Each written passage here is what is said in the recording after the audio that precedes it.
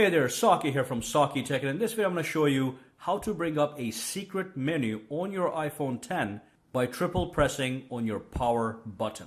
So the power button is right here, and I'm going to triple press it right now, 1, 2, 3, and as you can see, a menu just popped up known as the accessibility shortcuts, and it's got a bunch of various little functions here that I'm going to go over. So the first thing I'm going to do is I'm going to show you how to actually enable this menu.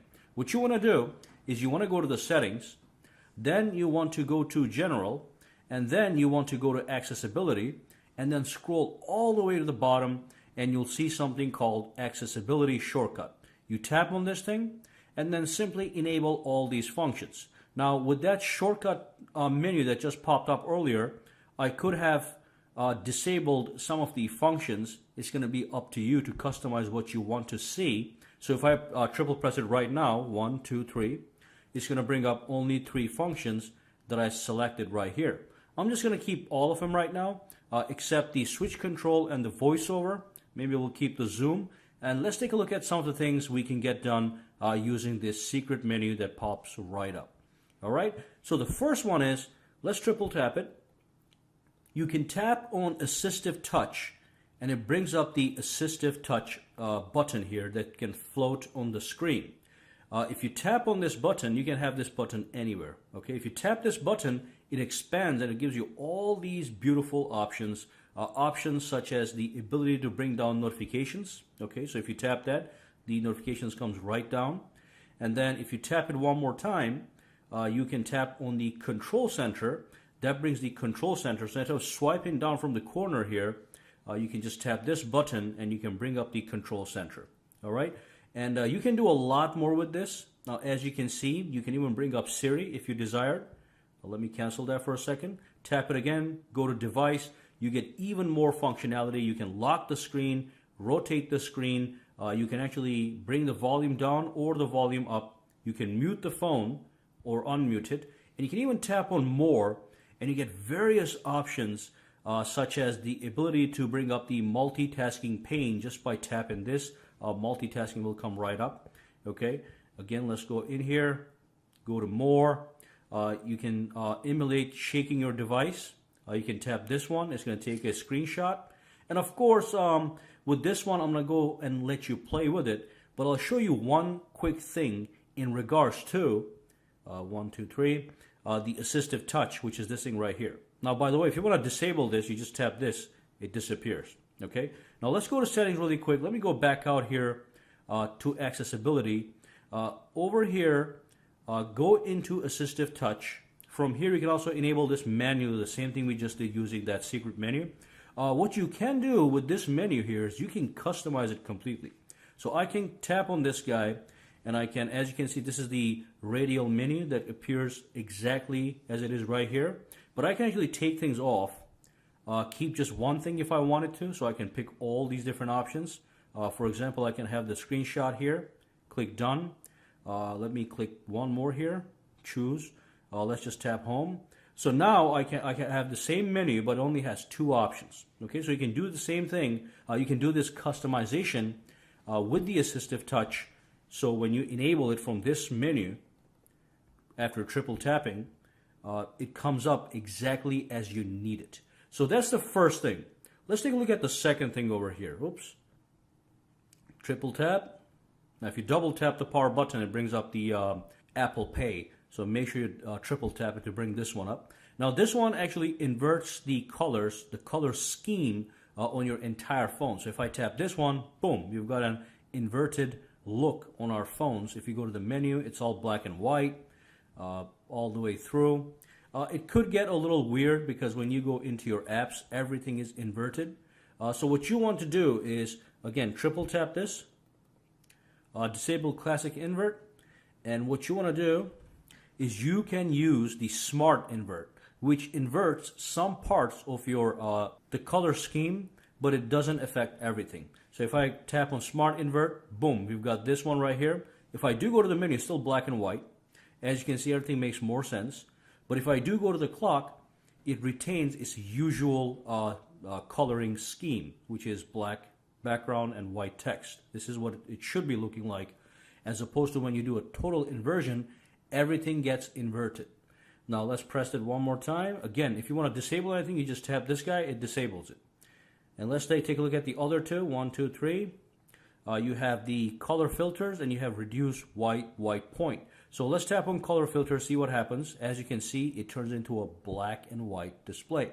So right now, your iPhone is going to be completely in the grayscale mode. No matter what I do and what I launch, it's going to be black and white. Black and white. All right? Go to the mail, black and white. So let's tap this one more time. Disable the color filters. And then you can do reduce white point, which basically just reduces the intensity of the white on your device, so it's less strain on your eyes. So let's tap that real quick. As you can see, the brightness, it's not the brightness that went down really. The pronunciation of the white color actually goes down, and it puts less strain on your eyes. All right, so let me triple tap this one more time. Tap it again. We're back in business. Again, remember, if you want to enable this thing, you can bring up the menu by triple tapping the power button. And what you want to do is you want to go to General, you want to go to Accessibility, and all the way at the bottom, you have the Accessibility shortcut. You tap on this thing, and you make sure you enable whatever you want. Now, let's say you enable all of them, and let's say that you use the Assistive Touch and the, reduce white point more than the others. You can also rearrange the order. So you can grab the reduce white point and you can put it up here. So now you have Assistive Touch, reduce white point, and if you don't use this one at all right here, you can put it all the way at the bottom. All right. Now when I bring up the menu, it's going to follow the exact custom order that I just created. All right. Now just one more thing I wanted to show you guys in relation to this functionality, especially in relation to Assistive Touch, is this. So let's go to settings really quick. Let me go back to the actual Assistive Touch menu, and I'm going to show you what I like to do. So Assistive Touch, and then you go to Customize Top Level menu.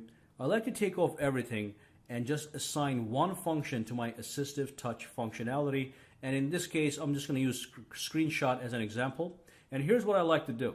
So when I go back out, let's say I want to take a screenshot. Normally you have to press the power button and the volume down button at the same time to take a screenshot, which could be a pain in the ass sometimes. So here's what I like to do.